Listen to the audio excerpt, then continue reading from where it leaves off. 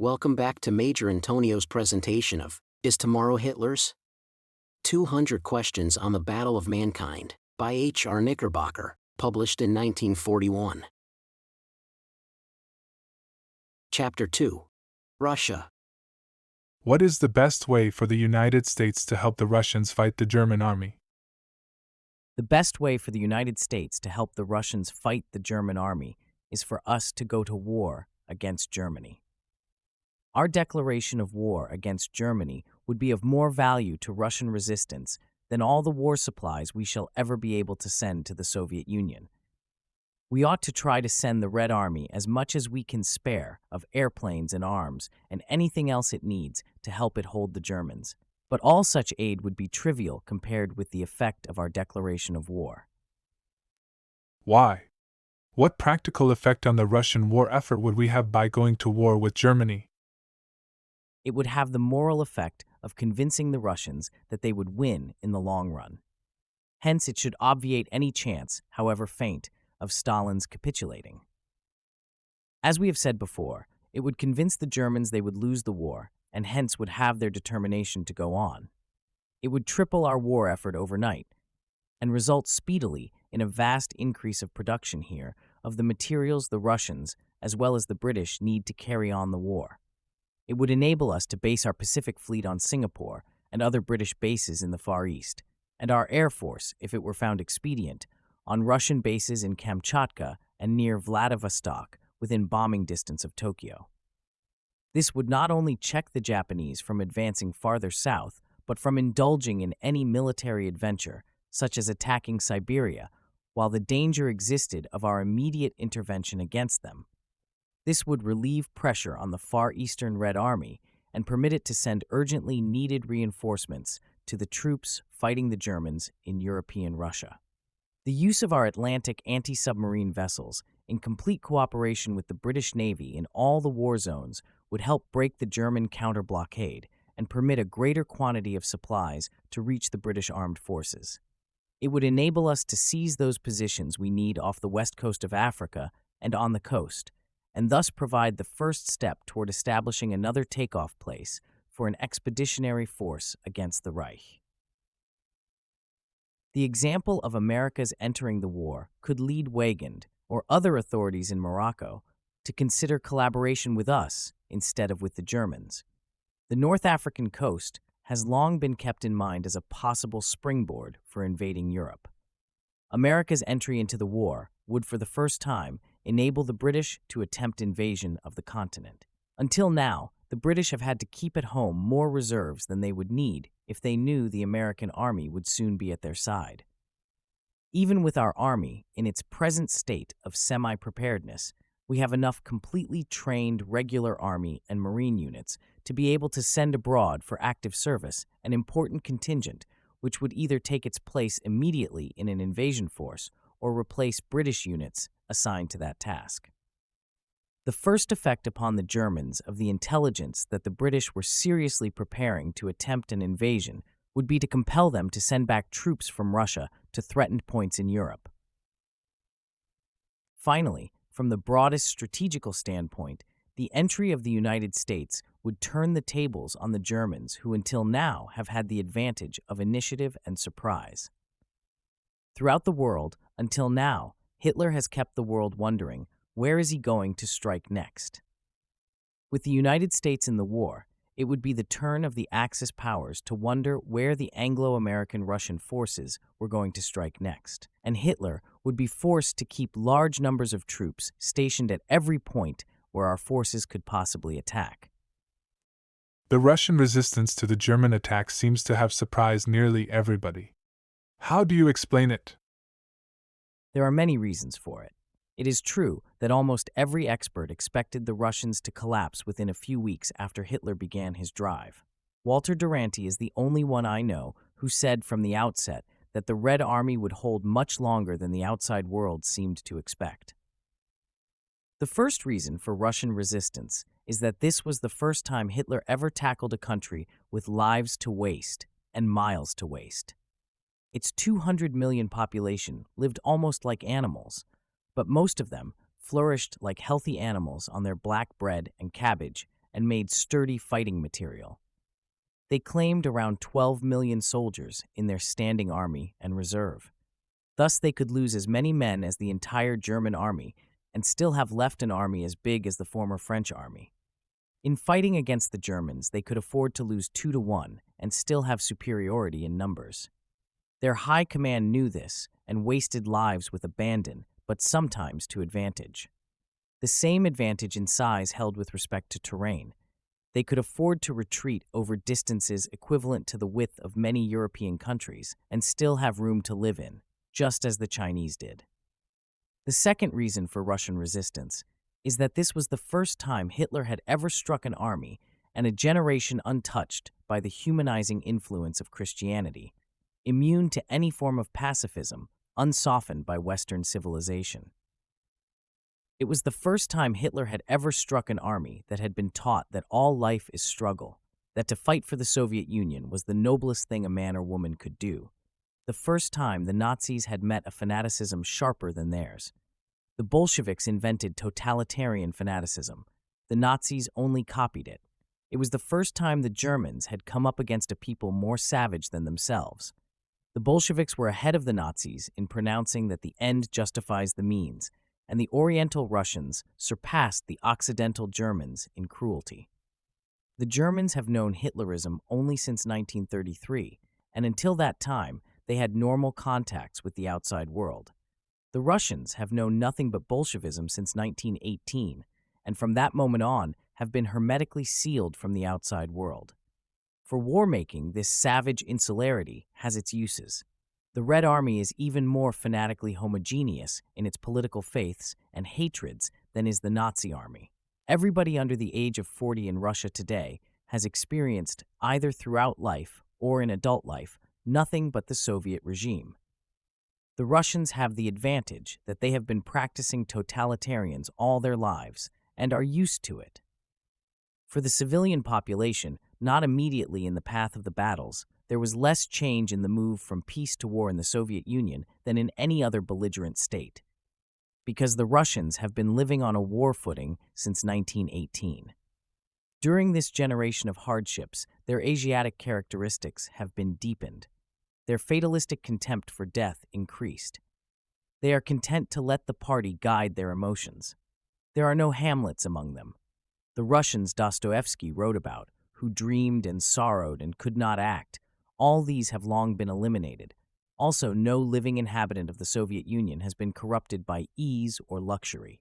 Yet, because they are completely cut off from the outside world, the Russians think the Soviet Union superior to any other country.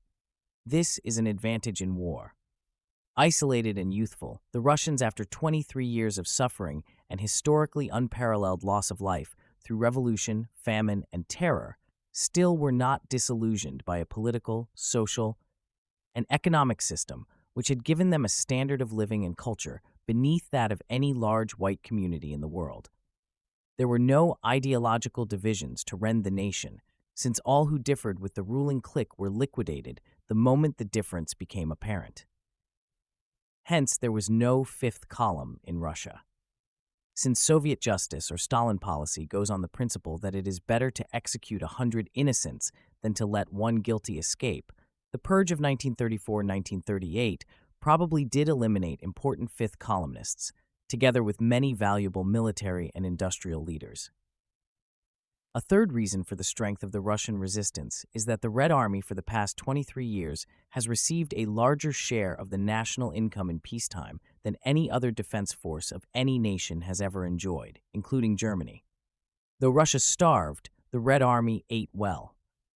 On the 4 occasions, 1925, 1927, 1930, 1934, and 1937, when I visited the Soviet Union and worked there as a correspondent, I noticed that no matter how poorly the rest of the population was dressed, Red Army soldiers always wore good uniforms and strong leather boots. This was because, ever since the Soviet Union was born, every leader from Lenin and Trotsky to Stalin was profoundly convinced that the capitalist world will never permit the socialist state to exist and someday will seek to destroy us. Of course, this attack of Hitler's is not the attack of the capitalist world upon the socialist state, and the socialist state now finds the capitalist world its only ally. Nevertheless, the unshakable and correct Bolshevik belief in inevitable war led the regime to impose the greatest sacrifices upon the people for the sake of the armed forces. And even though the Soviet economy was most backward, the enormous amounts expended were bound to have effect. Even in American terms, the Soviet defense budget was large. In 1940, it was the equivalent of $11 million and represented one-third of the national expenditure. Measure this against the fact that the infinitely richer United States will approximate the expenditure of that much yearly only in 1942, after 2 years of our greatest defense effort. Most of the money spent on the Red Army and Air Force went for machines of war. 23 years ago, when the Bolshevik Revolution took place, there were few machines in Russia. Marx said communism must come in a highly industrialized society. The Bolsheviks identified their dreams of socialist happiness with machines which would multiply production and reduce hours of labor until everyone would have everything he needed and would work only as much as he wished. Somehow, this has not come about, but the Russians still worship machines, and this helped make the Red Army the most highly mechanized in the world, except perhaps the German army now. Like Americans, the Russians admire size, bigness, large numbers. They took pride in building a vast army of tanks, some of them the largest in the world, armored cars, airplanes, motorized guns, and every variety of mechanical weapon. Their quality was seldom the best. Few things produced in the Soviet Union have attained high quality, but the attempt is made to compensate by quantity. Bolshevik love of novelty, eagerness to experiment and try new things, they invented parachute troops. Their willingness to discard traditional methods and their liking for youthful leadership all were advantages. The Red Army apparently was the only one to learn from the lessons of the German campaign in Poland, which were open for the instruction of the French, British, Dutch, Belgians, and every other country in Europe, but were ignored by all of them. Stalin's purge of the Red Army, wherein he executed or otherwise eliminated 1/4 of the senior officers, was believed at the time to have done unmitigated harm. But besides the probability that it disposed of some real fifth columnists, it destroyed nearly all the older generals and left the field for men under 50. Voroshilov and Budeny were vestigial exceptions. In this day of brand new warfare, youth has an advantage. We have to include here also the fact that the Russian is an excellent pilot. He has reckless courage, keen eyesight, abounding health, contempt for the enemy, and fanatical belief in his cause. The Russians have a word they like to apply to themselves, shirokaya natura, meaning broad-natured, lavish-tempered. That is a characteristic of all the good pilots I have ever known. It means they are ready to spend themselves, their lives, as readily as they spend their money. The RAF has it, UDET has it, Goring has it, the American and Canadian pilots have it, and the Russians have it. I dare say Lindbergh must have had it once. There are millions of boys in Russia of pilot age. The fourth set of reasons for Russian resistance is based upon the immense benefit the Red Army won through the occupation of the Finnish Mannerheim Line, the Baltic states, eastern Poland, and Bessarabia during the time Hitler was busy conquering the rest of Europe. This action of Stalin's was typical of the principle that the end justifies the means. If you believed in this principle and in the righteousness of the Soviet cause, you would now have to admit that the end did justify the means in this case, since the creation of this screen of territory enabled the Red Army to defeat the Blitz. The term blitzkrieg, frequently misused, technically means the destruction of your enemy by action so swift that he is not able to mobilize or bring up his forces to meet yours at the decisive point. The screen of occupied territory slowed up the Germans long enough for the Red Army to mobilize fully.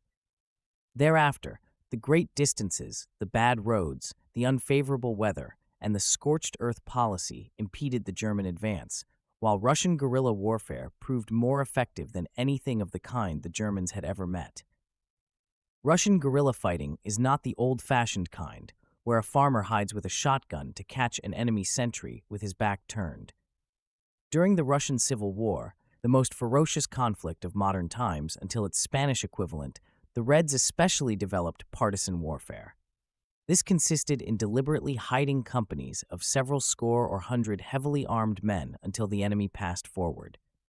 These guerrillas would then attack from the rear, usually by night, and often annihilate whole detachments of the enemy. Their ambushes, ruses, and surprises were endlessly ingenious.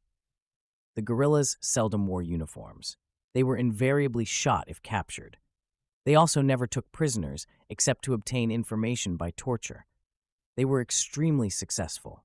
Heretofore, the Germans have been able to terrorize their conquered populations by the exercise of utterly ruthless terror. They will have less success with the Russians than with any people they have yet tried to break, except perhaps the Serbs. But that is a very long list of reasons for Russian resistance. Can't you sum them up for us in a word? Yes, the answer is morale, or better, faith. That word, with its deep Christian connotations, may sound blasphemous when applied to the atheist Bolsheviks, but it is a true faith, in reverse, founded upon hatred. It may be objected that faith is a positive force, and it may be asked, in what do the Russians have faith? In their dogma, their doctrine, their nation, or faith in themselves, or the faith that lies in their deep attachment to their soil? Or is it not their faith in the unspeakably evil character of their enemies? I think it is the last. The Bolsheviks have taught all Russians to hate the fascists, as they generically call the Nazis, with a ferocity which surpasses anything in our experience. This sort of faithful hatred is a terrific force. It inspires to limitless valor. It is a priceless asset in war. The Russians see the Nazi legions as the incarnation of wickedness, led by the devil himself. They are right. Furthermore, they are inspired to fight by the belief, also correct, that if they lose, they will suffer intolerable punishment. Unlike the French, they have no illusions about the fate that awaits them at the hands of the man who has called them the scum of the earth. This hatred of their enemies and fear of the consequences of defeat are probably the strongest feelings animating the Russians in battle. But they have also an incredible faith in themselves. It makes no difference that this faith is founded for the most part on lack of knowledge of the outside world and the absence of any chance to compare themselves with other nations and other systems. They are unshakably convinced that they are what would have been called in another time and another place, God's anointed. An American general defined morale as when a soldier thinks his army is the best in the world, his regiment the best in the army, his company the best in the regiment, his squad the best in the company, and that he himself is the best blankety-blank soldier man in the outfit. This is what the Red Army soldier thinks. The Red Army was not impressed by the German victory in France. After all, the defeated were just Frenchmen, just bourgeoisie. The average Russian has a strong conviction, unspecified and unsupported by evidence, but forming a subconscious background for all his thinking about the war, that the citizens of the outside world, in capitalist imperialist and capitalist fascist states alike, are composed of two classes, depraved slave drivers and spiritless slaves.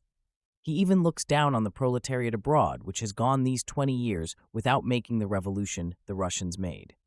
It was a bitter revelation to many an American and other foreign communist leader on visiting Moscow the first time, to be assigned a cubbyhole in the old Lux Hotel, and to be forced to wait hours for an audience with a Russian official who scarcely troubled to conceal his contempt for the inferior foreign communist. We are surprised that the Russians, after all these years of starving and pain and suffering, should still possess the morale to fight, but we overlook the fact that faith thrives on tribulation. The British had no faith and no morale until they were threatened with death and punished with fire. Today, they have a faith in their cause such as they have not had since they became a nation, and now they announce they will scorch the earth and, if necessary, burn London before the advance of an invader. Today, the British are poor in food and clothes and lodgings, but rich in spirit. The Russians are likewise, and though it is painful to say it, so are the Germans. We alone among the nations are still rich in material goods and poor in spirit, for we lack faith. Where are those among us furious to fight for liberty and democracy? Do you mean to say the Russians have more faith in their cause than we do in ours? I do. How can you say such a thing? How do you mean it? I think you are surprised because you confuse faith and morality. They have nothing to do with each other. The morality of the Nazis and the Bolsheviks is abhorrent. That has nothing to do with the fact that their faith was strong enough to make them great warriors. The best fighters in the Spanish Civil War, Ernest Hemingway testifies, were the Moors. Those skinny brown men who looked so insignificant and whose behavior was so abominable were always chosen, if available, to be the shock troops, as when they relieved the Alcazar. They fought with the bravery traditional of the Mohammedan warrior, from the Ottoman Turks to the Afghans. Their morals were criminal. They butchered, looted, raped with neither compunction nor discrimination. I have seen them walking down a village street laden with sewing machines, women's clothing, surgical instruments, and chicken feed to set up shop in a cathedral underneath the image of the Savior whose head they had hacked off. Decent folk on Franco's side were appalled, but Franco could not do without them. They had a faith that only the Catholic requete on the one hand and the communists on the other could equal, and when they went into battle, the Moors sang. I have heard them and reflected that good and evil have nothing to do with faith which moves mountains and wins wars. Are we today in the United States going into battle singing?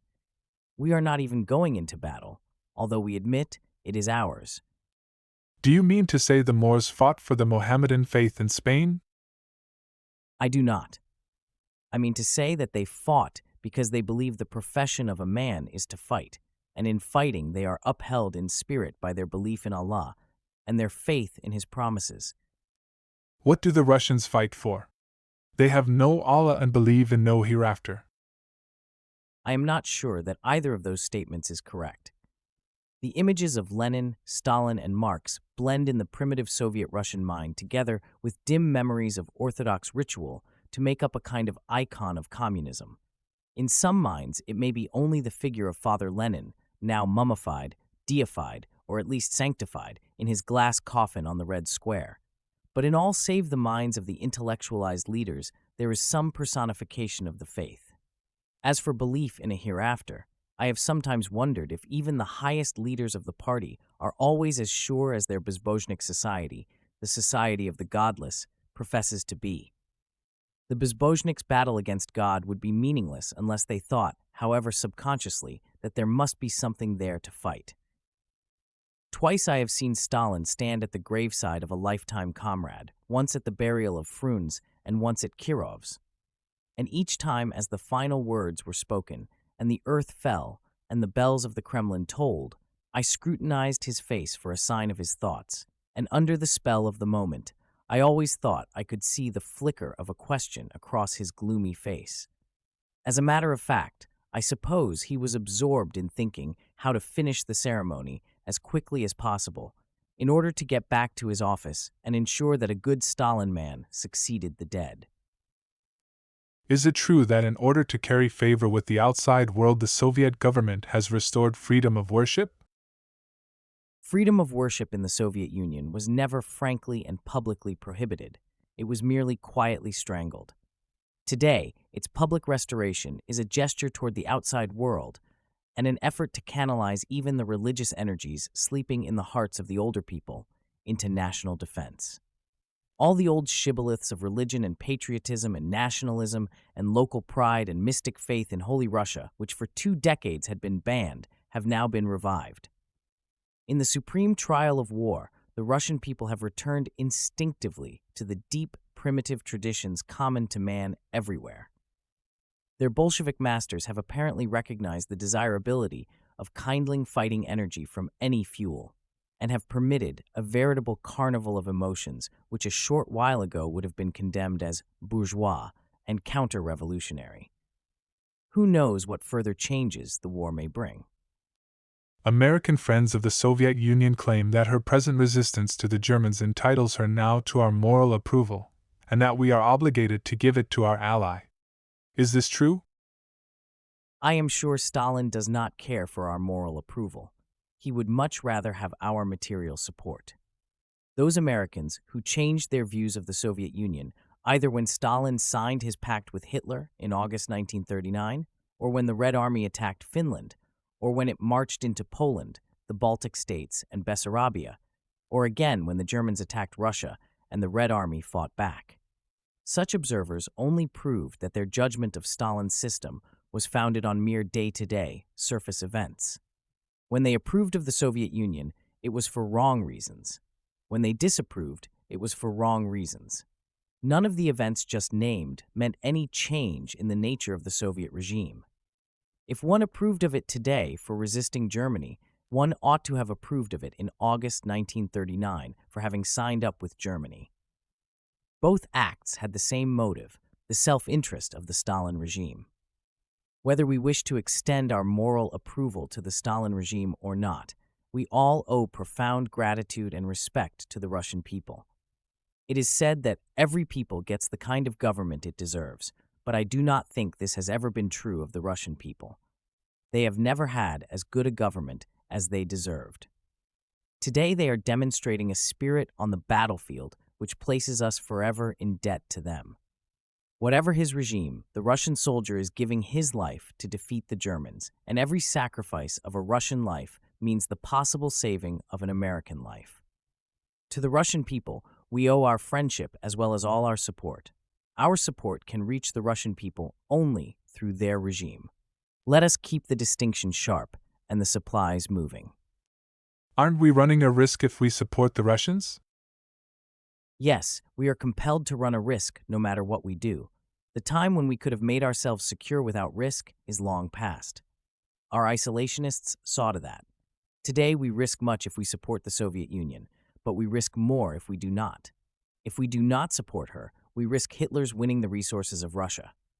If we do support her, we risk two things. First, that after we have poured supplies and munitions, airplanes, gasoline, and guns into Russia, Stalin might capitulate, and these war materials would fall into the hands of the Germans. The other risk is that with our help, the Red Army should not only hold the Germans, but actually defeat them and invade and occupy Germany. I purposely draw this picture crudely. This is a small, immediate risk, for the Red Army has not the offensive power to do it. But suppose the Red Army were able to hold the Germans for another year, while Britain with the United States help grows strong enough in the air to obtain supremacy over the Luftwaffe on the Western Front. Suppose during this time, with the aid of shipments from the United States, the Red Air Force recovers and also grows strong enough to dominate the Luftwaffe on the Eastern Front. It is then possible to imagine a time when the Germans, disintegrating from within, would begin to withdraw from the East and the Red Army begin to attack. When once Germany begins to crumble, it is the conviction of all who know that brittle country that she will fall apart at once. It will be a miracle, indeed, if she finds a Hindenburg to lead her armies home and demobilize them in orderly fashion. It will be more of a miracle if a Prince Max of Baden can be found in Germany to apply for an armistice or negotiated peace. The German army will have been defeated, disrupted, demoralized. For a time, there will be anarchy. Then all will depend upon which forces reach German territory and the German capital first, the Red Army or the armies of the West. If we have stayed out of the war or have participated only as a naval and air power, if the Western Allies have conquered Germany on the sea and in the air, but have left the land to be conquered by the Red Army, then if the Red Army pushes into Germany before our forces can arrive, it will mean communist revolution throughout Europe. Why has the world not gone communist long ago? It is because communism, or its Soviet version, in the only country it was ever tried, had been a peacetime failure. Let us not argue the definition of communism and whether we ought to call it state capitalism. The world had made up its mind that the collectivist system, as practiced by the Russians, could not produce enough to make its population as well off as the people were even under old-fashioned, broken-down, rickety capitalism. Now, victory by the Red Army would be evidence that Russian communism could do what Western capitalism could not do: defeat Hitler. The populations of Europe would count that power victorious, whose land armies were on the spot to occupy the territory of the defeated. If the Red Army were to get there first, it would prove to millions of uncritical observers that the Soviet system had won, that it was a success to be emulated, and in the circumstances of disorder and unemployment which would prevail at the conclusion of the war, Such a judgment could lead to continental upheaval. How can we prevent this and at the same time see that Nazi Germany is defeated? Only by going to war against Germany now. Never since the war began have we had any stronger reasons for entering the war than now. We cannot afford to stay out and allow Hitler the possibility of winning the war by getting Russia. We cannot afford to stay out and allow the Bolshevik regime the possibility of winning the continent of Europe to communism. But can Stalin be trusted? Certainly not. His agreement with Churchill not to conclude a separate peace is worth even less than the solemn promise the French government made on March 28, 1940, to make no separate peace, just 3 months before it made a separate peace over the protest of its ally, Britain. Why do you say Stalin's promise is worth even less than that? Because Bolsheviks, from whom the Nazis have copied their ethics, do not believe in keeping their word. I do not mean this frivolously or cynically. On page 323 of volume 17 of the collected works of Lenin, the father of Bolshevism wrote, "Morality is that which serves the destruction of the old exploiters' society, which creates a new society of communists. Communist morality is that which serves this struggle.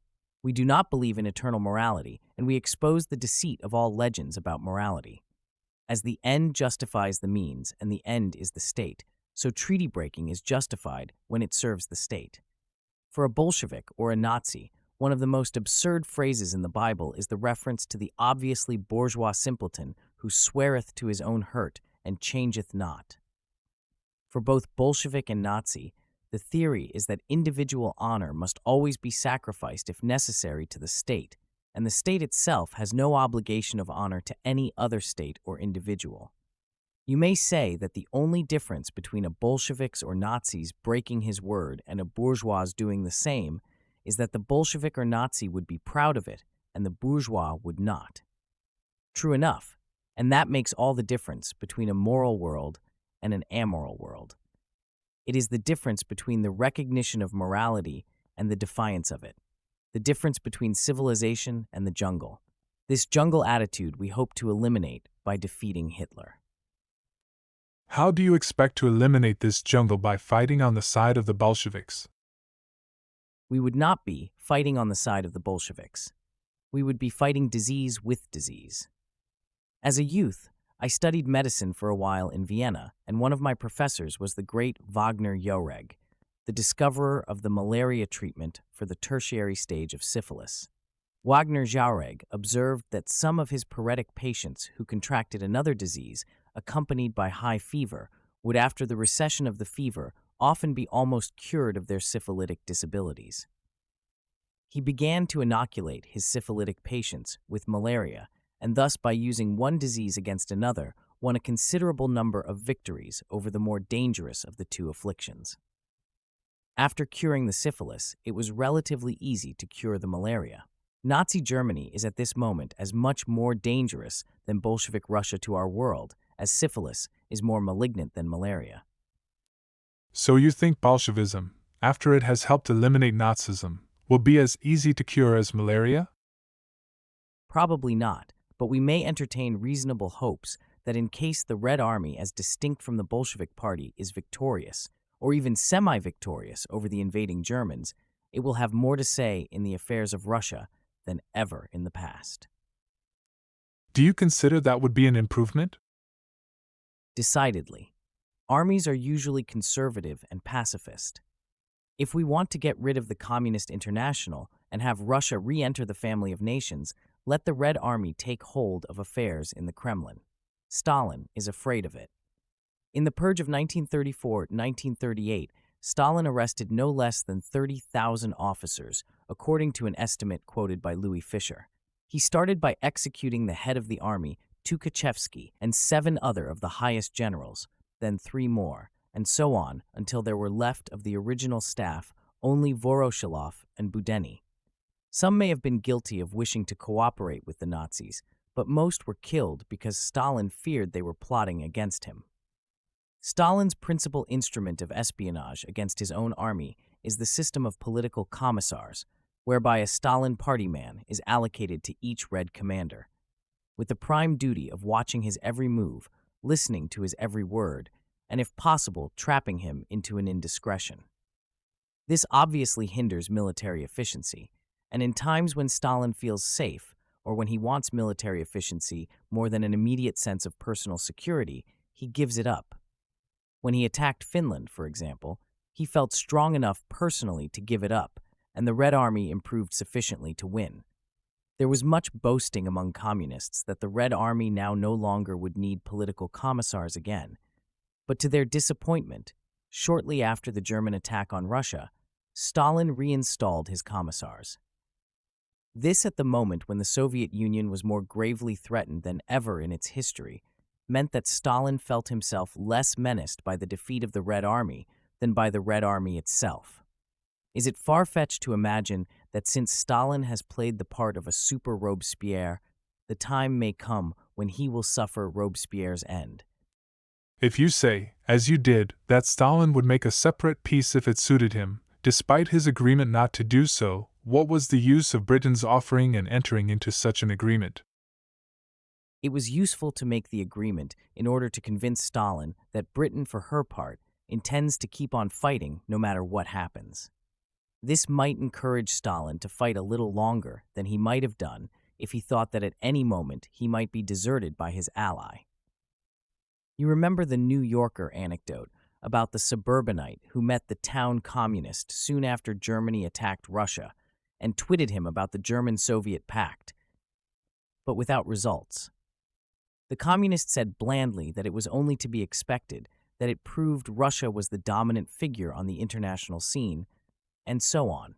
Then he added, "The only time I was worried was when I was listening to Churchill's speech on the radio. For a minute, at the beginning, I thought he was going to rat on us." So the Anglo-Soviet agreement is strictly one way, but it has its uses. It may persuade Stalin that Churchill is not going to rat on him. Under what circumstances do you think Stalin would make a separate peace?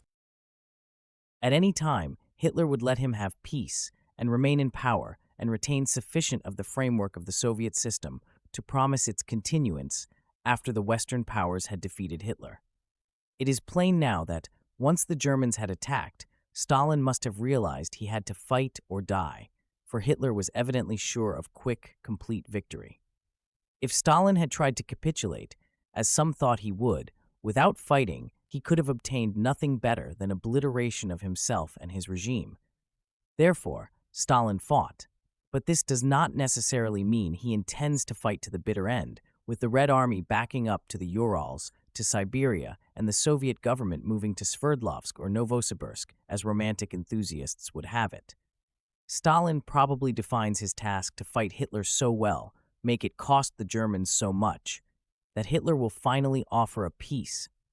Stalin could afford to accept on the basis of his expectation that Germany would in the long run lose the war.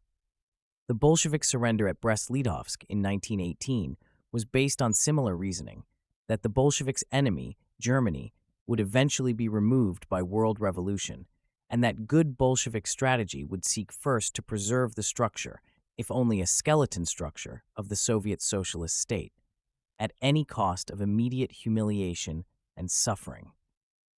The Russians have proved now by their destruction of the great dam at Dnipropetrovsk that they mean truly to scorch the earth before Hitler, even if it means the destruction of their most precious possessions. The destruction of the Dnieper Dam was, to my mind, the most important single event of the Russian-German War. Why was the blowing up of the Dnieper Dam so important? Because Dniprostroi was an object almost of worship to the Soviet people. Its destruction demonstrates a will to resist which surpasses anything we had imagined. I know what that dam meant to the Bolsheviks. I visited it in 1930 when it was being built under the supervision of the American engineer Hugh Cooper. It was the largest, most spectacular, and most popular of all the immense projects of the first five-year plan. It was the principal source of hydroelectric power for the Ukraine. During all the years under the Soviet government, the Russian people had to do without romance until the five-year plan was begun. Then they began to find glamour in statistics. They glorified in figures showing that this or that project in the Soviet Union was the largest of its kind in the world. The Dnieper Dam, when it was built, was the biggest on Earth, and so it occupied a place in the imagination and affection of the Soviet people difficult for us to realize. I remember standing in the middle of the mile-long dam and listening to a young Soviet engineer rhapsodically exclaim, "You see there, that forest of cranes, that army of excavating machines. There is more machinery concentrated on this construction site than was ever concentrated anywhere in the world. Look at those gravel mixers. We are pouring here 5,000 cubic meters of gravel, more per day than any body of men ever poured in the history of the world. See those immense snail-shaped turbo dynamos. They are the biggest ever made. We will supply more electricity from a single point than ever." And so he went on endlessly, and back in Moscow, people would eagerly scan the newspapers for the latest bulletins on Dneprostroi. Stalin's order to destroy it meant more to the Russians emotionally than it would mean to us for Roosevelt to order the destruction of the Panama Canal. Suppose our troops defending the canal were to have been driven back by the invading Japanese until it became evident they would capture the canal if we did not destroy it. If our troops then blew up the locks, it would be an act of determination which could be compared to that of the Russians in blowing up the Dnieper Dam. Well then, doesn't this prove that the Russians will fight to the bitter end and never make a separate peace? Perhaps, but not necessarily. They may fight to the bitter end, but even the Dnieper Dam does not prove it. The task of Stalin, it appears now, is by just such a demonstration of stubborn courage to whittle down Hitler's demands until they reach Stalin's ability to accede to them. If he can get Hitler to offer to keep the Soviet government and bureaucracy in power and to withdraw the bulk of the German troops, and not to demand too much in the way of demobilization of the Red Army, the two tyrants might once more get together. But why should Stalin quit? Why should he ever be willing to make such a compromised peace if in the long run he believes Germany will be beaten? Because the Soviet Union is not strong enough economically to go on fighting indefinitely, particularly if the industries and mines and agriculture of southern Russia are cut off by the Germans. It would be a miracle if the Russians could endure a long war. Most peoples have a surplus they can do without in wartime. The Soviet Union has no surplus. What about the Chinese? They didn't seem to have a surplus either, but they have gone on fighting the Japanese now for over 4 years. That is true and important, but the Chinese economy was decentralized. The Chinese lives locally. Chinese communities could be cut off from the outside world and live almost normally. The Soviet economy is centralized, a closely knit system of collective farms, mines, factories, which if ruptured at one point would tend to go to pieces. Nevertheless, there is a significant similarity between the primitive character of the Russian and the Chinese peasants, and their ability to improvise a living and keep on fighting when more highly civilized folk, as the French, would give in. Under what circumstances do you think Hitler would offer Stalin a compromise peace? The moment he believes he has defeated the Red Army sufficiently to force Stalin to accept a peace which would include substantial demobilization of the Red Army, enough to ensure that it could not be used for a sudden attack on the German army after it had returned its attention to the West. It is probable that Hitler had much more totalitarian goals in view when he first attacked Russia, but the Red Army has probably made him content for the moment with less. Isn't there some evidence that Hitler is after an all-out victory over Russia and intends no compromise, but complete conquest? Yes, the most direct evidence we have of such an intention is contained in his speech of September 12, 1936 at Nuremberg, when he said, "If the Ural Mountains, with their immeasurable wealth of raw materials, Siberia, with its rich forests, and the Ukraine, with its immense grain fields, were lying within Germany, this country under National Socialist leadership would be swimming in wealth. We would produce so much that every single German would have more than enough to live on." This does not sound as though he intended to stop short of anything, but the fact still remains that unless he believes he can make peace with the West, and he cannot have much hope for that after the Roosevelt-Churchill proclamations of peace terms, His most advantageous solution of the war would be compromise, with Stalin or some other Russian leader as his Gauleiter. Wouldn't Hitler obtain more supplies if he took them than if he trusted to the Soviets to deliver them, even if they promised to do so after having been conquered?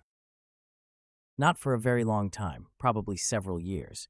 If Hitler, completely defeating the Red Army, were to try to replace the Soviet system with something of his own devising, imagine the chaos.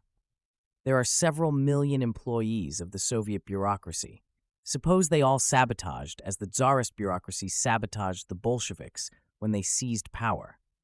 It took the Bolsheviks 5 years to work back up from starvation in 1918 to the level of subsistence in 1923.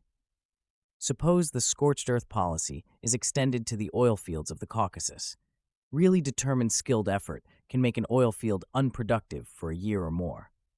To pursue the Red forces into the Urals and beyond, and then to hold down the whole country, would be a task which would absorb the energies of even the German war machine. There would thus be bargaining points on both sides. Hitler could say to Stalin, "I can utterly destroy you and your system if I choose."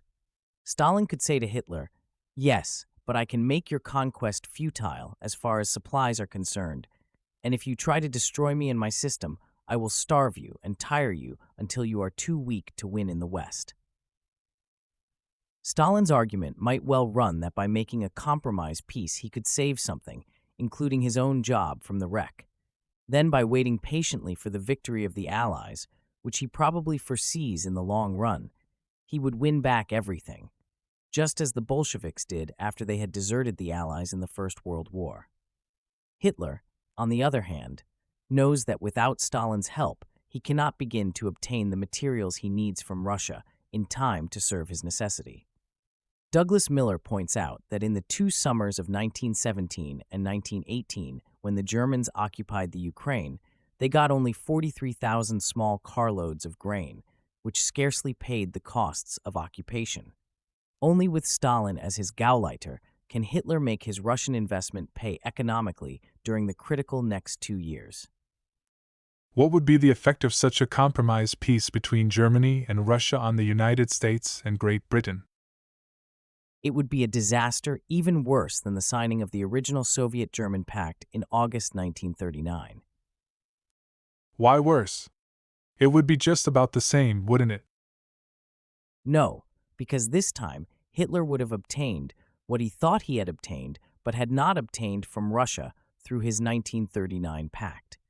He would have nearly complete security on the eastern frontier and would not have to pin down there more than a fraction of the divisions he had there from 1939 on. He would have obtained guaranteed deliveries of the oil and grain and other products he needs. His guarantee would be the disarmament of the Red Army to the point where the Germans could march in at any moment and enforce their demands. He would also have obtained the right to march his troops across the Ukraine or sail across the Black Sea and from the Caucasus drive at Suez or eventually India. Furthermore, the reneutralization, or the military emasculation, of the Soviet Union would free Japan's rear from the danger of attack, and would proportionately increase the chances of Japan's attacking southward in the area of our vital interests. Such a compromise peace would enable Hitler to endure many years longer than if he had to fight on to the complete conquest of Russia against a nationwide, scorched earth guerrilla warfare. You make it seem as though a compromise peace were quite possible. Why then did Stalin fight at all? You mean when the Germans attacked? Because he was given no choice. There was rumor of Hitler's having submitted an ultimatum or terms to Stalin, but as it turned out, Hitler submitted no demands at all. He simply attacked. Why didn't Hitler at least make the attempt and demand of Stalin the things he wanted, including the demobilization of the Red Army? I suppose he knew that even Stalin could not successfully order the demobilization of the Red Army without suffering the danger of revolution. Hitler had successfully brought the armies of several powers under his control without fighting: Czechoslovakia, Hungary, Romania, Bulgaria, but they were small states which would never have stood a chance for more than a few hours or days of resistance against the Germans. It seemed to many people that Hitler could have done the same with Russia. The acquiescence of Stalin in every other German demand encouraged this belief. But Hitler never made the trial. I still do not see why he did not try. Perhaps because of Napoleon. This is only a theory of mine, but in analyzing Hitler's motives for attacking Russia, it struck me that his vanity may have led him to wish to impose his will by force upon Stalin, his only remaining rival on the continent, and to do the thing Napoleon failed to do, conquer Russia. Hitler is an admirer of Napoleon.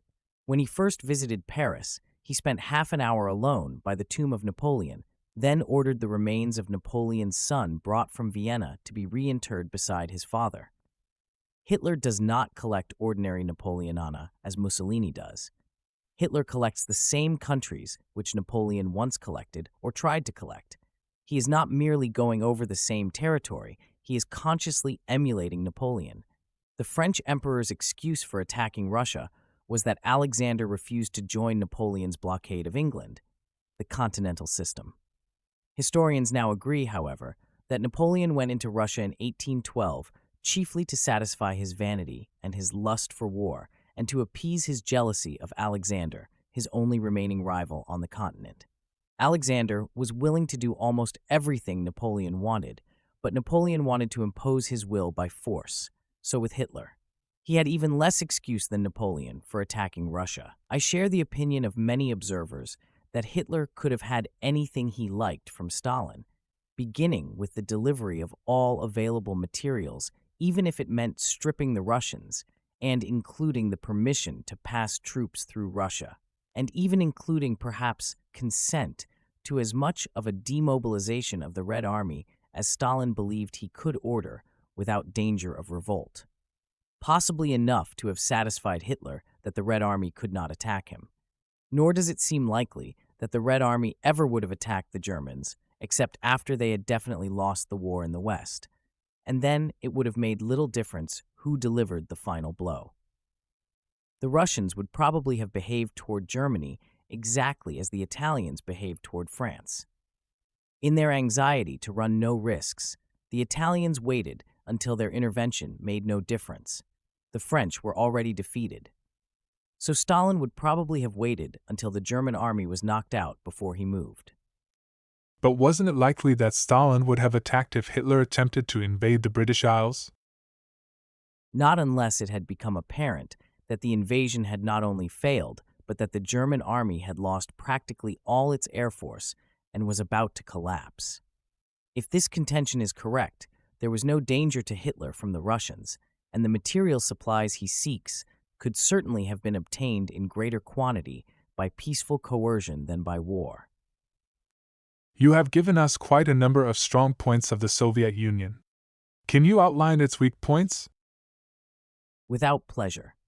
It is no pleasure to expose the demerits of a force which, for the time being, at any rate, is fighting against our major enemy, and has fought gallantly and has lost more blood than all the other opponents of our enemy put together. Yet it seems to me useful always to keep our eyes open and to know as much as we can about the characteristics of friend and foe, and especially of the sort of ally which has the ambiguous role of the Soviet Union toward both Britain and America, neither friend nor foe, but possessed merely of the same enemy. The fundamental weakness of the Soviet Union and the root of all its evil is the fact that the Bolsheviks believe and practice as their first rule of political conduct that the end justifies the means. This rule led to adoption of the terror as the chief weapon in the struggle to establish socialism, and the terror in turn made it impossible to establish socialism. The terror destroyed democracy. Without political democracy, the vaunted economic democracy of the Soviet Union became a farce. Constant coercion of the masses through the terror benumbed them.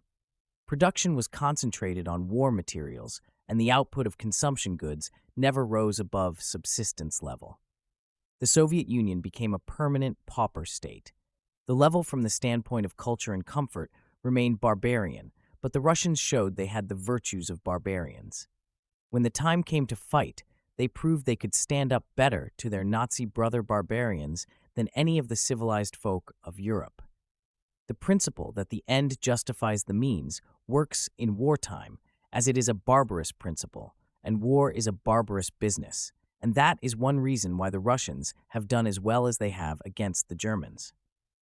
In peacetime, the principle that the end justifies the means defeats itself, because peaceful processes are not promoted by violence. The Bolsheviks used the terror to force every member of the vast community of Russia into a pattern of national planned economy. But after 13 years of watching the 5-year plans, now in the midst of the third, we can scan the whole Russian scene and soberly observe that national planned terror plus Bolshevik zeal have not been able to produce anything like as much for the whole population as free capitalist economy running on the profit motive with a competitive labor market. I am not for Hoover capitalism, but even it is incomparably better than Stalin's economy. What authority have you to speak about Russia? Possibly no authority, but a good deal of experience. I was for 2 years a correspondent in Moscow, from 1925 to 1927, that was during the NEP, and thereafter made 3 long trips and visited every part of the country from Vladivostok to Odessa and Leningrad to Tiflis. I was the first correspondent to visit the huge industrial plants of the first 5-year plan, from the Urals to the Caucasus, and after a 17,000-mile trip, which lasted 3 months, I wrote a series of 24 articles, which were given a Pulitzer Prize. That was in 1930, and I made another study trip in 1934, and another in 1937. I keep up as well as one can by diligent reading and contact with friends fresh from the Soviet Union, and it appears that the conditions there today, aside from the war, are about as they were when I was last there. Most capitalist critics of the Soviet Union oppose it because it has done away with the institution of private property and of profit and substituted a collectivist system. It would not make much difference to these capitalist critics whether the Soviet collectivist system worked or not. What irks them is that it has eliminated the form of economic organization which has enabled them to become well-to-do. This is not of any interest to me. The only thing that interests me about the Soviet collectivist system is whether it works or not. If it works better than ours, to bring more happiness to everybody in the community than our system, then let us have it. But the trouble with the Soviet collectivist system is that it simply does not work to make men happier. Its only success has been to make men fight. That is what we need now, but it is not enough. Can you prove that the Soviet system does not work? I am not going to try to do it with statistics. I have played and worked and sweated with Soviet statistics as much as the next man, but if there ever was a country on earth where the old saying, "Figures don't lie, but liars figure," is true, it is the Soviet Union, where avowedly and openly it is announced that the statistical office must consider itself in the service of propaganda for the national good. I can give you only a reproduction of the impressions I had, and which you would have had if you had been with me.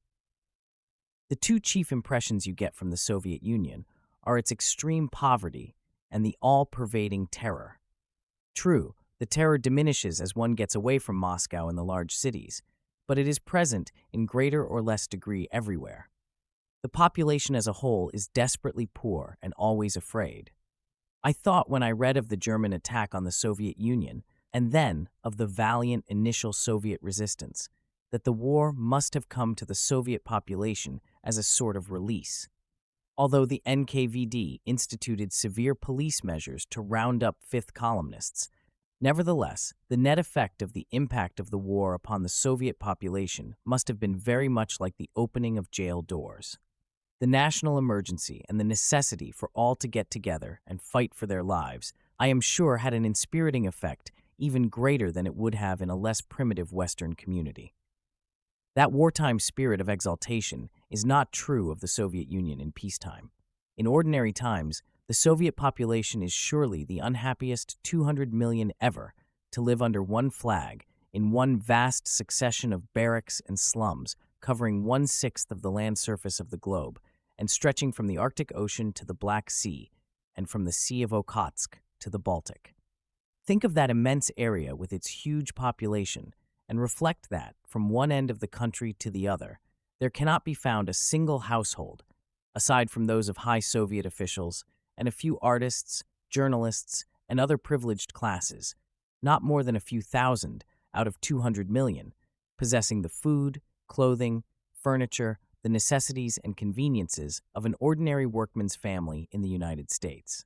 After 2 years of warfare and bombing and blockade, it would be difficult to find in all England a workman compelled to live as uncomfortably, unhygienically, and with as poor food and clothing as the ordinary Moscow workman. The average family on relief in America lives better than the privileged Moscow workman's family. I particularly emphasize Moscow workman because he is the best-off person in the Soviet Union, with the exception of the tiny privileged group I have mentioned. The revolution was made for the proletariat, and what there is to enjoy goes to the workmen. The peasants on their collective farms live on the whole on a level beneath that of any large group of white people in the world. The Soviet peasant's condition is substantially that of a serf. He is bound to his collective and may not leave without permission. He is paid chiefly in kind, and his pittance of cash is almost useless, since there are such small supplies of anything in the stores to buy. He eats day in and day out, year in and year out, for breakfast, dinner, and supper black bread and cabbage soup and little else. The average Russian peasant does not taste meat more than a few times a year. He is able to live on this diet because his black rye bread contains everything necessary for complete nutrition, save fat, which he gets from a meager ration of salt pork. His relationship to the collective is the relationship of serf to master. The serf, under the Tsar, could be punished by his master. So can the Soviet serf be punished by the NKVD without trial. And whereas under the Tsar, the landowner had no power of life and death over his serfs, the NKVD has that power not only over the peasants, but over every human being in the Soviet Union except Stalin himself and his immediate cohorts. If the peasant is such a serf, why has he not revolted now that the advance of Hitler's armies has given him a chance to do so? It may sound flippant, but it is the sober truth that the Russian peasant serf does not know that he is a serf. He is convinced that he lives better than any farmhand in the world. He has utterly no standard of comparison. He is as incapable of judging his position in the world as the Eskimos in Kabluna, who had never seen a white man until Gontran de Ponson's visited them. The Russian peasant is as shut off from the outside world as an inhabitant of old Japan before Perry. Within his world, he has no neighbors better off than himself. This makes him a happier man than if he were able to observe and become envious of more pleasant ways of life. What is the NKVD? That is the name given the Soviet political police in 1934. It has had 3 names, first the Cheka, then the GPU, pronounced GPU, and now NKVD, pronounced NKVD, which is an abbreviation for the Narkomvnudel, itself an abbreviation of 4 Russian words meaning People's Commissariat of Internal Affairs. Whenever the political police has accumulated too much blood on its name, it is changed, but its functions remain the same, to administer the terror. Are the people in the collective farms better off than when they were individual farmers? I did not know the Russia of the Tsars, but the peasant himself gave a very good answer to that when he refused to go into the collectives, and rather than enter with his livestock, killed it by the thousands of head, until within a year more than half the cattle, horses, pigs, and sheep of the country had been slaughtered. The Soviet Union has not yet entirely recovered from this animal massacre. The peasants slaughtered their livestock because once collectivized, the livestock passed completely out of control of the peasants.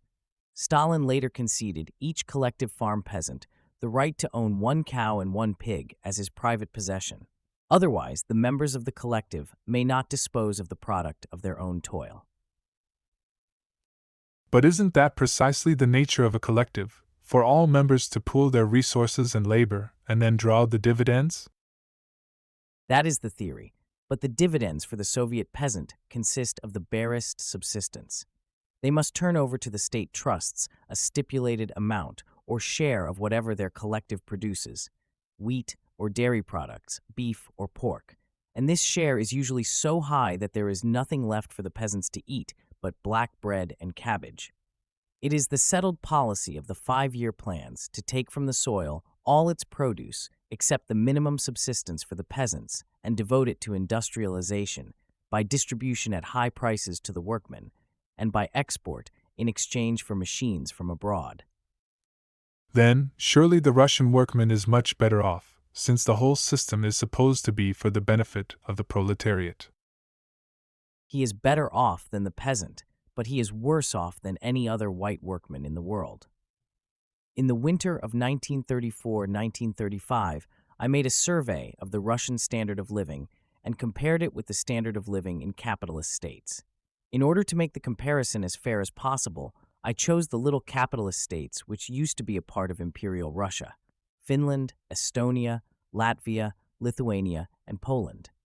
First, I spent 2 months in Moscow, studying the standard of living of the workmen in the best Moscow factories. These workmen were more favorably situated than any others in the Soviet Union. Then I spent 3 months studying the standard of living of typical working-class families in the little capitalist states.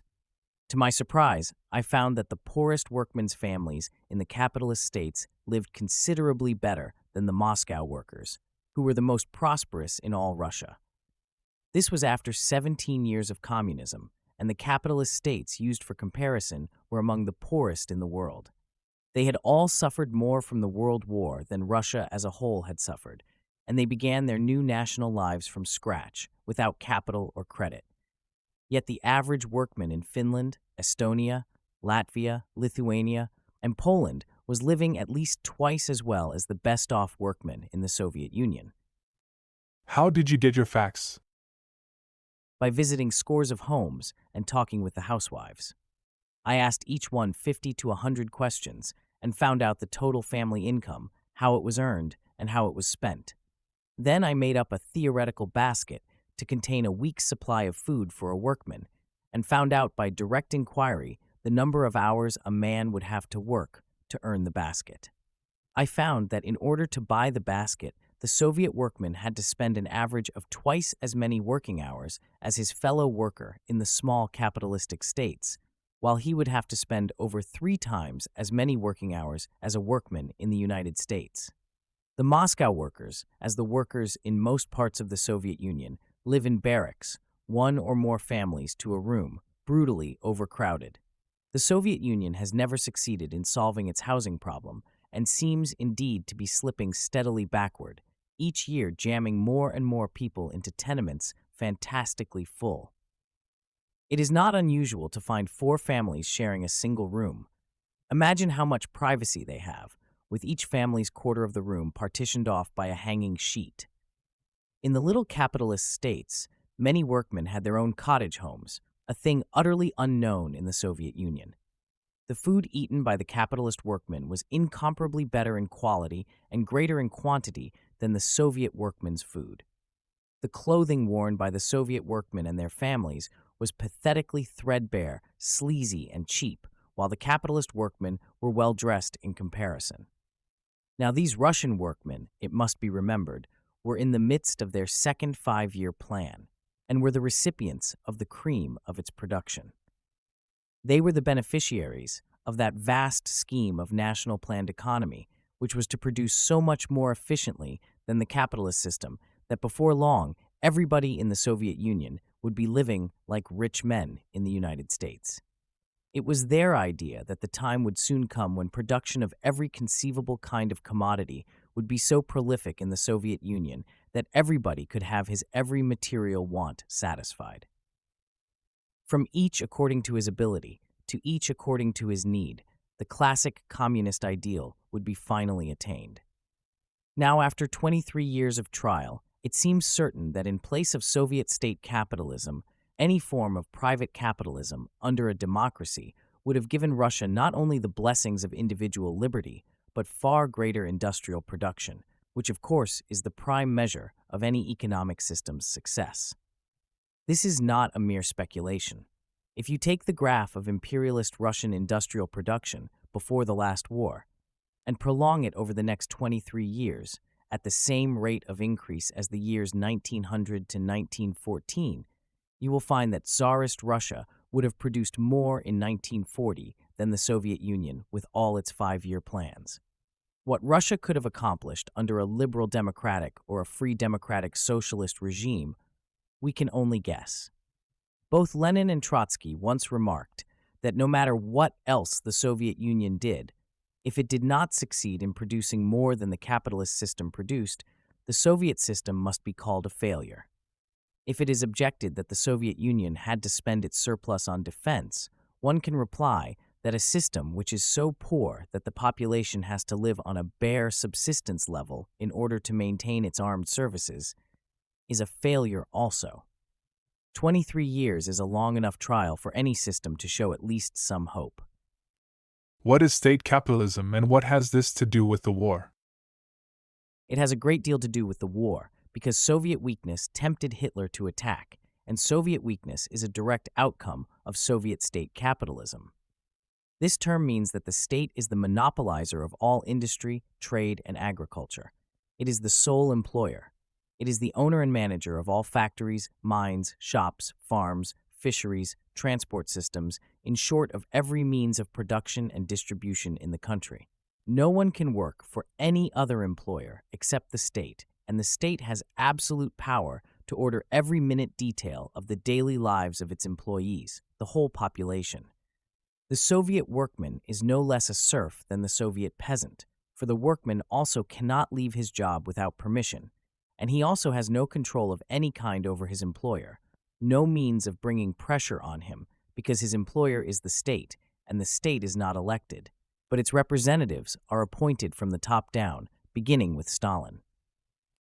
You say the state is not elected, but how about the Soviet elections we hear about? The voters are presented with a ticket chosen by the party, and they are allowed to accept the party candidates. Citizens of the Soviet Union have exactly as much voice in their government as citizens of Nazi Germany have in theirs. That is, none at all. It is nevertheless interesting to note that the tyrant in the Soviet Union still thinks it worthwhile to preserve the farce of elections, while the tyrant in Germany has apparently dispensed with them altogether.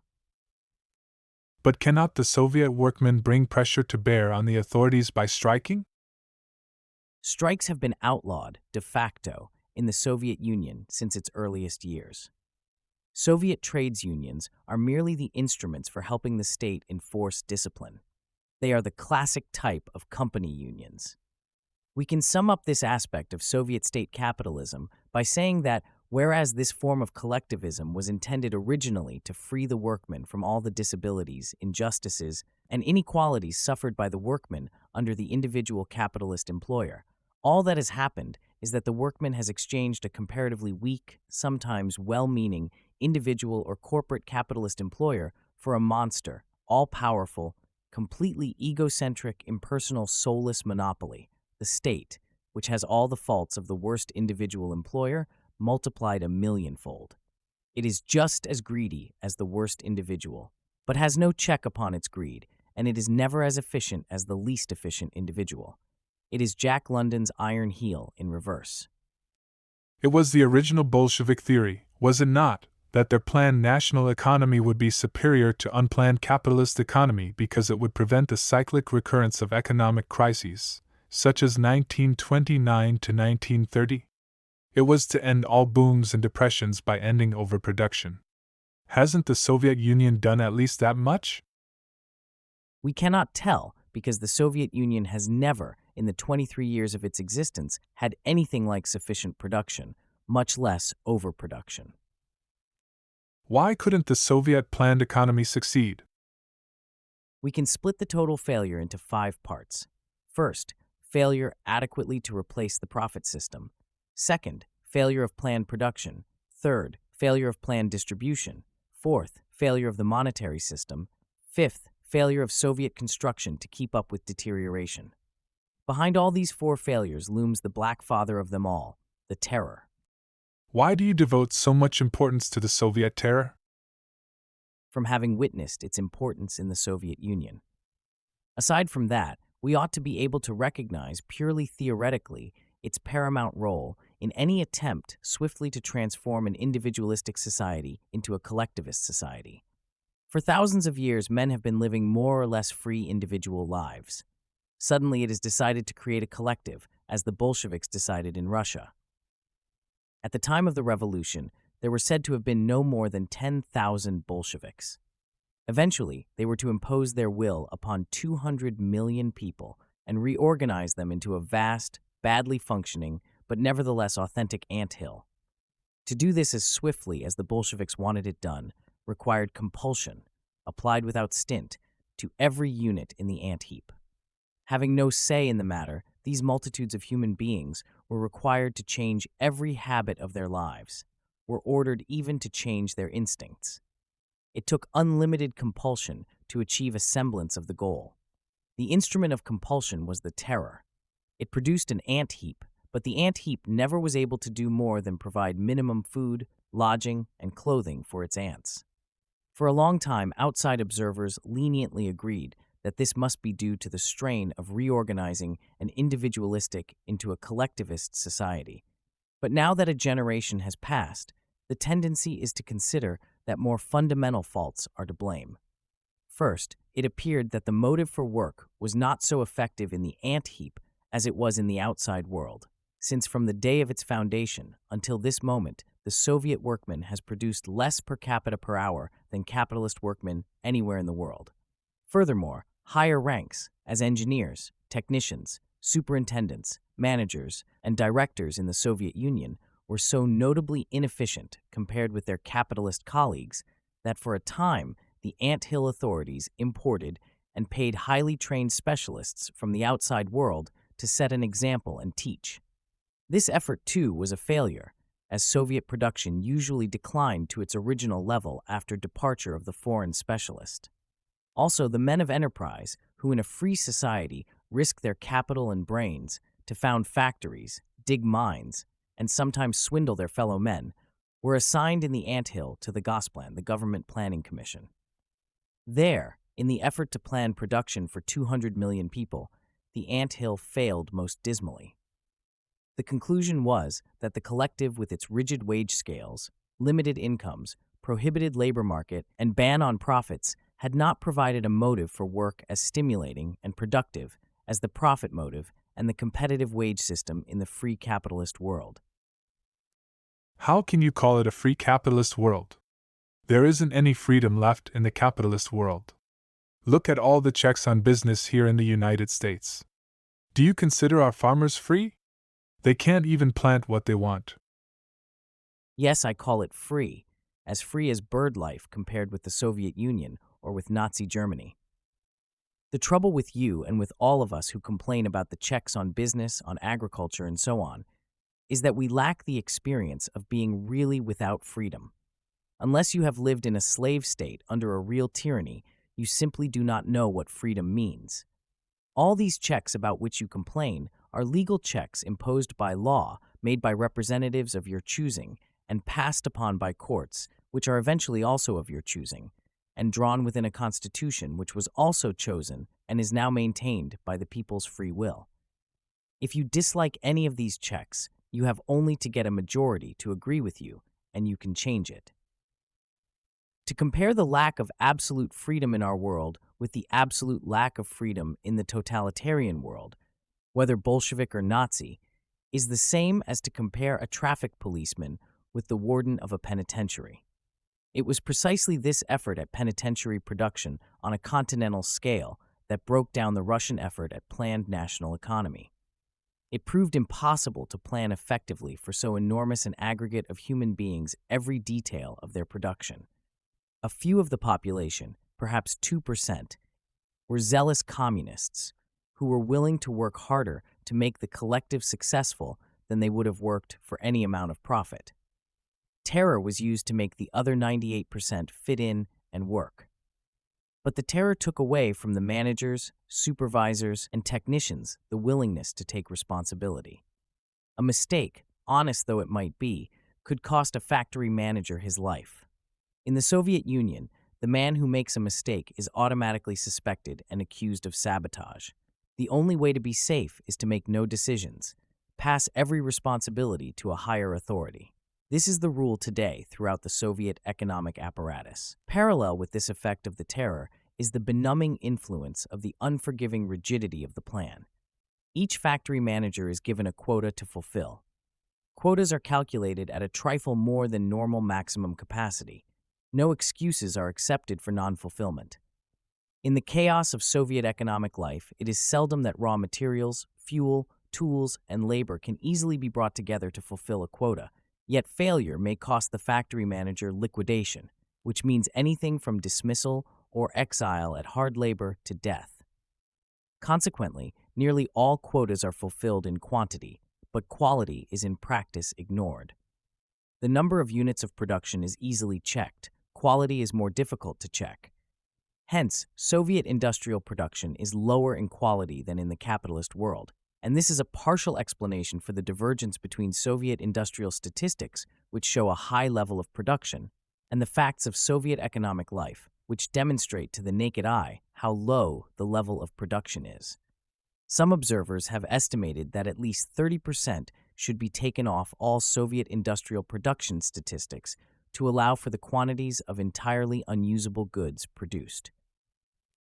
But we used to prize highly many objects of Russian manufacture, and you can still see in jewelry and antique stores all kinds of finely made things, enamel work, and leather goods, wonderfully printed books. What has become of them? Nearly all that fine handicraft is gone now. The Russian artisan used to be one of the best in the world. Home handicrafts formerly supplied a sizable fraction of Russian consumption goods, not only the things you mentioned, but furniture, pottery, textiles, wonderful hand-woven linen and wool, and lacquer work. Most of these artisans, or such of them as outlived the hardships of the revolution, have been forced into factories today to turn out mass production articles inferior to any in the world, including the Japanese. I often wonder what a Moscow citizen would say if he could walk through an American 5 and 10 cent store. I am sure he would think he was being deceived. He could not imagine such a wealth of high-grade, luxurious articles.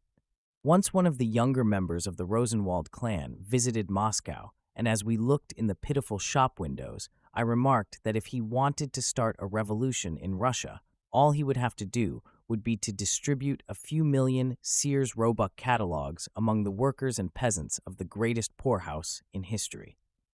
Such a system of nationwide mail-order distribution would be utterly beyond the comprehension of a Soviet citizen, for one of the weakest links in the weak chain of Soviet economy is the distribution of goods. Poor as the goods are, they are not so poor as the method of putting them in the hands of the consumers.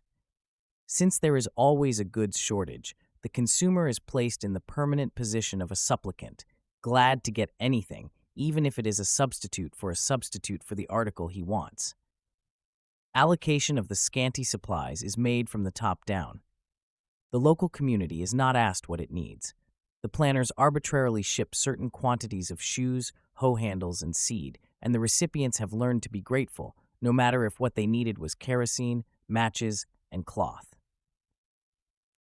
But you said something about the monetary system, that it had failed too. How can a monetary system fail in a completely planned national economy? The monetary system under the Soviets seems just as difficult to handle as it is in the capitalist system. The authorities incessantly juggle wages against prices, raising the one, lowering the other, inflating the currency, selling bonds and even lottery bonds as blatantly gambling as the old Louisiana lottery. Yet the answer never seems to be achieved satisfactorily. Always, the citizen's purchasing power is behind his needs.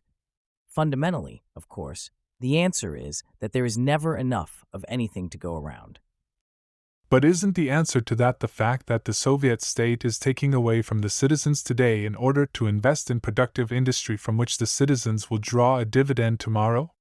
At least I should have thought that was the theory. That is the theory.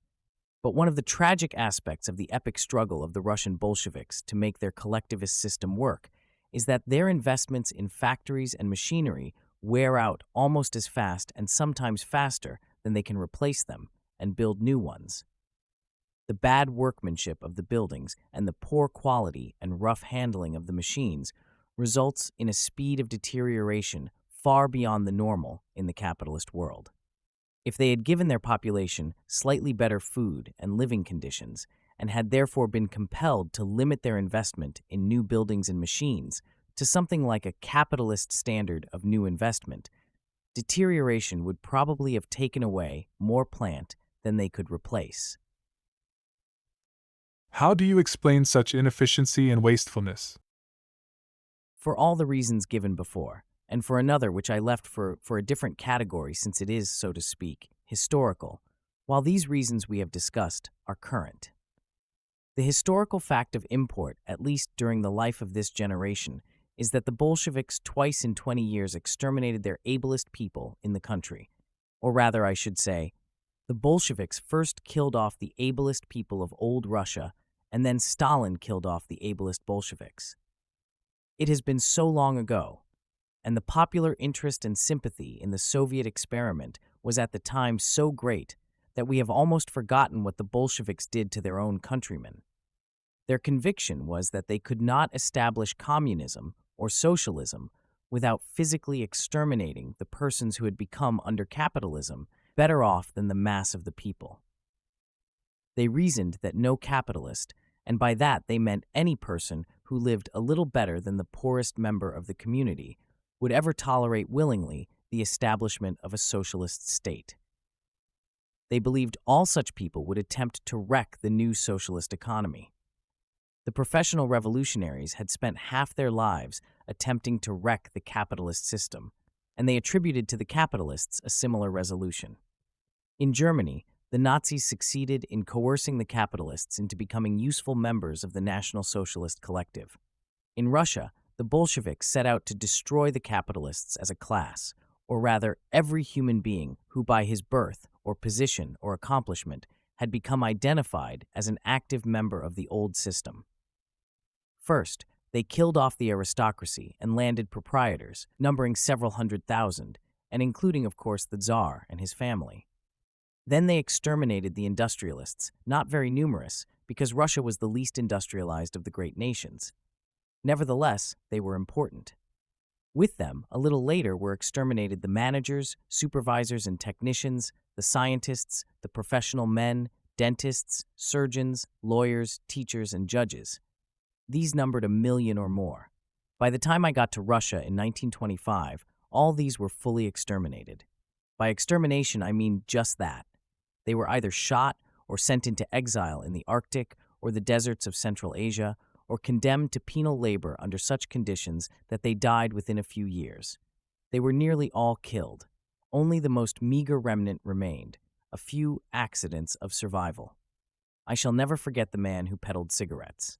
I shared a house in Moscow with Theo Seibert, correspondent of the Hamburger Fremdenblatt, today, alas, editor of the Völkischer Beobachter. Theo and I used to try to get the old man to talk, but he was too frightened to make much sense. The bald-headed, trembling man who begged us to buy his cigarettes had been a justice of the Moscow Supreme Court. His survival was just an accident.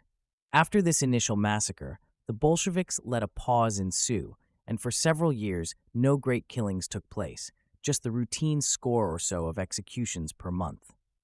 But when the 5-year plan was inaugurated, the decision was made to exterminate the kulaks. A kulak was the term applied originally to a peasant who had risen sufficiently above his neighbors to employ labor. That made him an exploiter, a person who lived from the surplus value produced by his hired hands. The Bolsheviks, however, chose to amplify this category to include all peasants who, even if they did not employ labor, had become in the least degree more prosperous than their neighbors.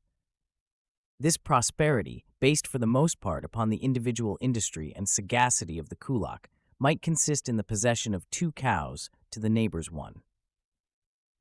In any case, the reasoning of the Bolsheviks was that they could not afford to tolerate the existence of any peasant who, forced to join a collective farm, would at the beginning have to live worse than he had lived as an individual farmer. Such peasants, the Bolsheviks reasoned, would be just as incorrigible enemies to collectivism as the aristocrats and industrialists. They had to die. They did die. This was the greatest Soviet mass slaughter because there were a great many more such peasants than there were aristocrats or industrialists or intelligentsia. It took about 2 years to do away with the kulaks.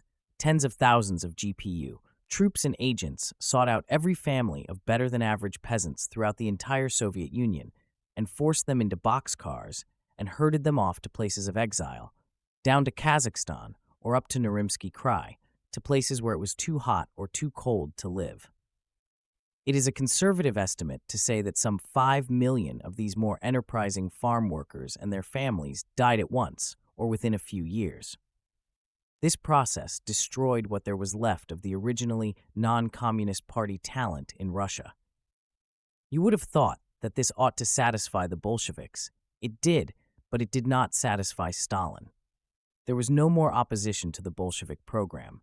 There was not a human being left in Russia who had any connection with the old regime. Not in modern history has there been such a clean wiping of the slate. The Bolsheviks were left not only as absolute masters, but containing a country in which every living person was their hopeful or cowed collaborator. Then came the fatal quarrel between Stalin and Trotsky. Out of this quarrel came the great purges by Stalin, which destroyed for the second time within a generation the principal talent of Russia. This may be regarded as the most fateful slaughter of all. Bolsheviks could argue that the extermination of every vestige of Tsarist Russia could be justified on account of the inefficiency, inhumanity, unproductivity of the old regime and the fact that, according to Bolshevik reasoning, members of the old regime would never cooperate with the new. But now Stalin was destroying not the old, but the new regime.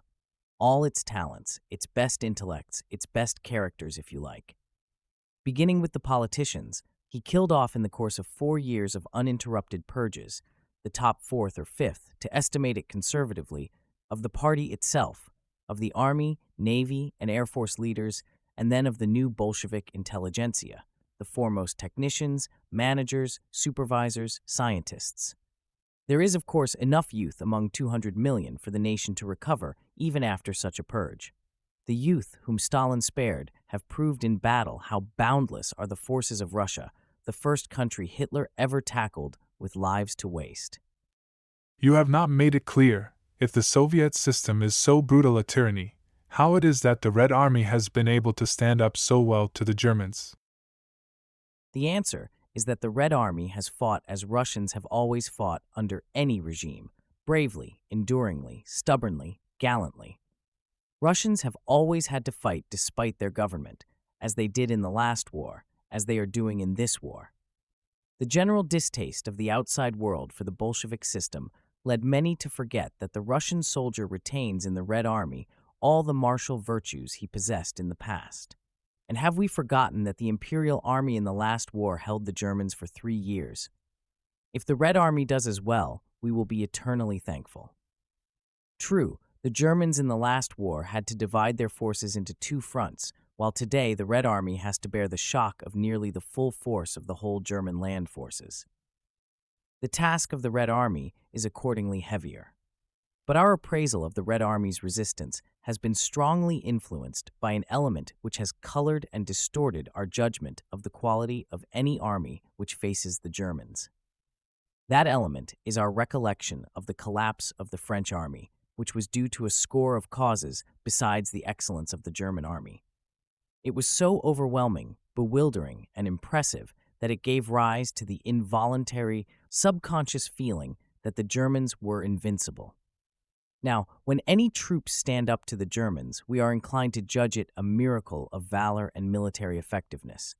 This is not to take away one whit of the immense credit due the Russians for holding up Hitler's juggernaut, but it is fair to point out that if we had not seen France fall, if, for example, Germany had attacked Russia before attacking France, everybody would have expected the Russians to put up just about the resistance they have put up. After all, Russia is a nation of double the population of Germany, with incomparably greater natural resources, and with 23 years of unflagging preparation for precisely this war. If there had been the exceptional virtue in the Soviet collectivist system, which is ascribed to it by its disciples in America, it should not merely have stopped, but should have defeated, routed, and conquered the Germans. Aside from the fact that everybody was influenced by the French example, most military experts seem to have been deceived about the fighting ability of the Red Army. Why was that? It seemed almost as though Stalin wanted the outside world to think his army less strong than it was. None but the most acute of professional observers, among them Colonel Faymonville, for years American military attaché to Moscow, and now a member of the Allied military mission there, had a correct view of the Red Army. Hitler, for the first time in his life, admitted he had had no idea how strong the Red Army was.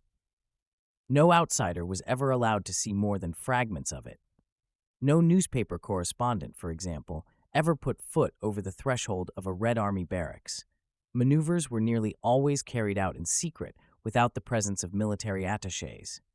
One almost had the feeling that Stalin had deliberately arranged the initial debacle of his attack on Finland in the First Soviet-Finnish War in order to deceive the world into thinking his army inferior to its real strength.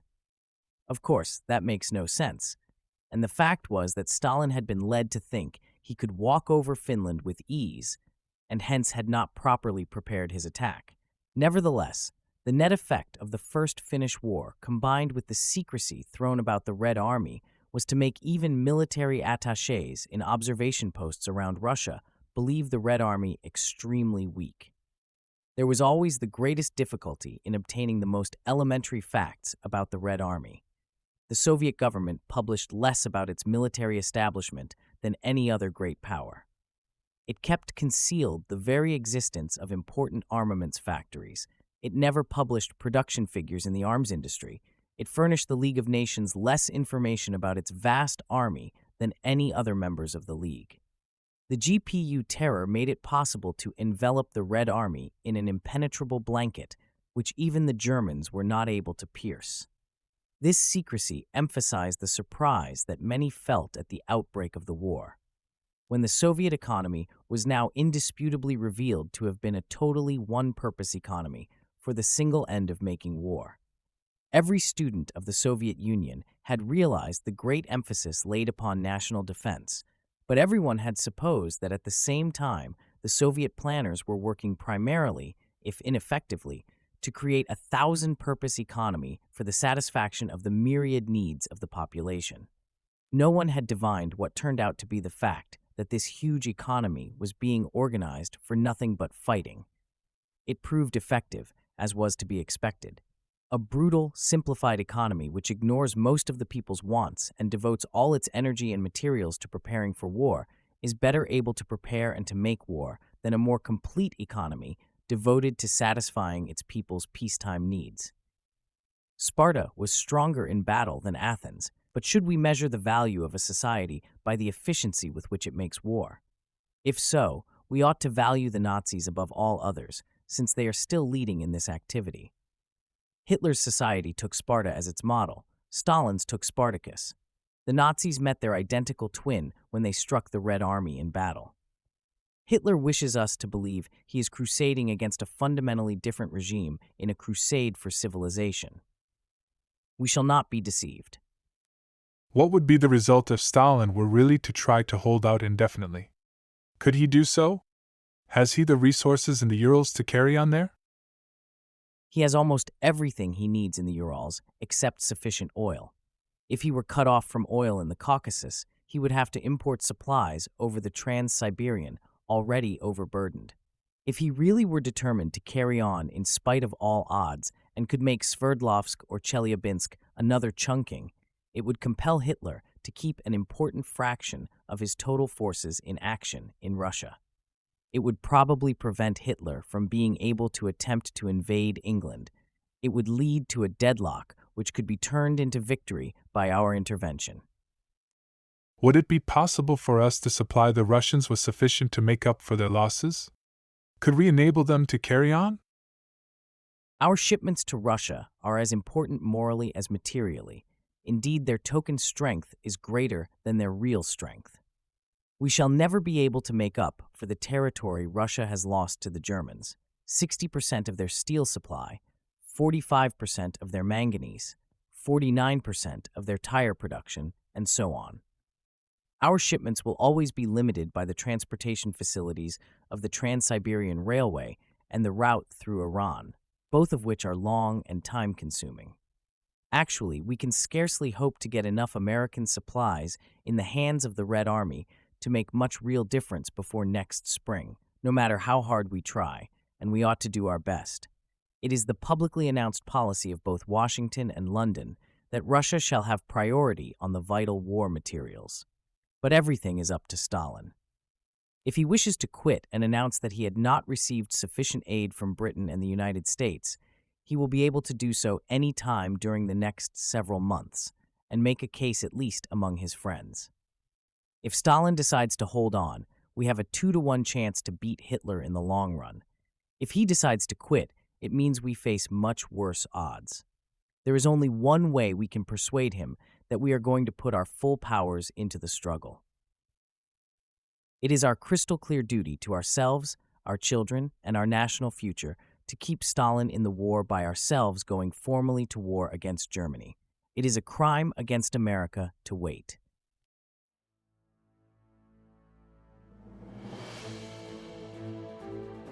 This concludes Chapter 2 of Is Tomorrow Hitler's? By H.R. Knickerbocker. Join us also for Chapter 3, about England. Subscribe to Major Intonio's channel. We'll get back to you next week. Thank you very much, and so long.